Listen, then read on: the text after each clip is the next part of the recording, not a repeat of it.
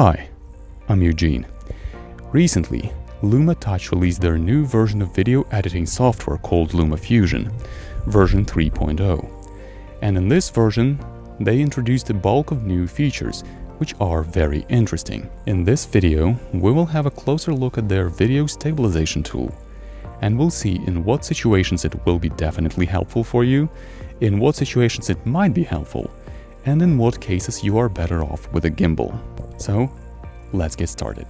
So, to test this stabilization tool, in the LumaFusion, I opened 3 videos, each of them corresponding to 3 different scenarios with significant difference in shakiness, from the tiniest amount of it to the significant wobbliness. And let's see how this newly presented video stabilizing tool handles all 3 situations. Starting from the first video, this is a time-lapse created from the sequence of stills. And by the way, on my channel you can find a specific tutorial on how to create a similar time-lapse video from pictures. So, let's open the editing tab.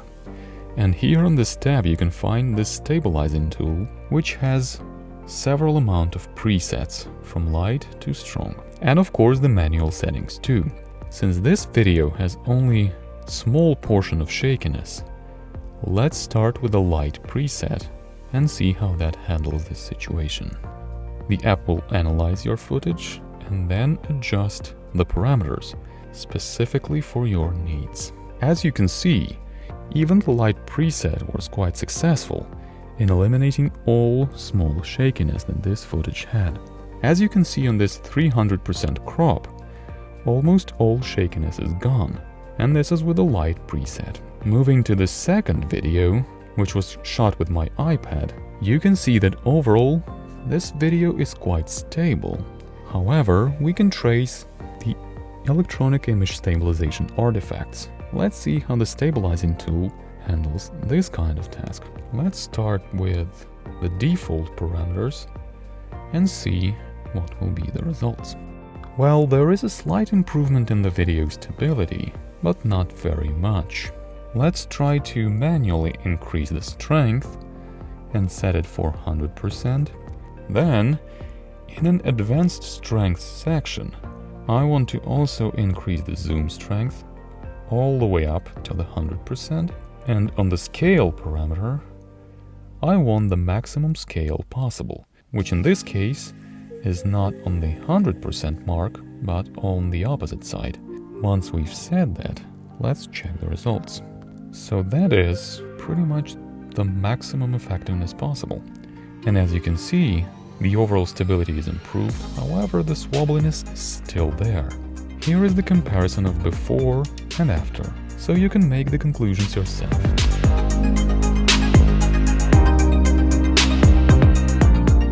Finally, let's move to the most complicated situation, the video from the woods. Here, it was shot with my smartphone Galaxy S20, which has optical and electronic image stabilization.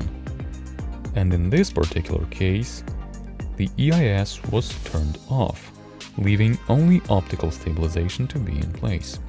Here is the raw footage before any editing process. As you can see, it is quite shaky. So let's try to improve this using the stabilizer and to see if this is possible. For this purpose, I will start with the strong preset because I believe that this situation is the most tough for any video stabilizer to handle. And right off the bat, you can see that the end result is even worse than the original. The picture is basically falling apart, which is of course a no-go for us. For the sake of the experiment, let's try to set the strength to, let's say, 15%, which is even lower than the light preset. Then, in the manual settings, let's set the rotational strength, vertical and horizontal strength all to 30%, and zoom strength for 0. And that's the result that we got. So to sum up, as you can see, the built-in video stabilizing tool may be helpful for certain situations, especially if your original footage is already a bit stable and you just want to eliminate some shakiness here and there. In these situations, this built-in stabilizing tool is very effective. On the other hand, if your lighting conditions are tough, like for example you're shooting in the woods, then you're pretty much better off with a gimbal rather than relying on post-processing to save your footage. As you can see, this new video stabilization tool may be quite effective depending on the situation and footage that you have. And in certain circumstances, it may save you a bad take and turn it into a usable one. Now, I hope that you can make a more informative decision when it comes to buying this software. I'm not sponsored by the creators of this application, but as you can see, it is a very capable tool when it comes to video editing on mobile devices. So, have fun with it, and I wish you a pleasant video editing experience. Bye.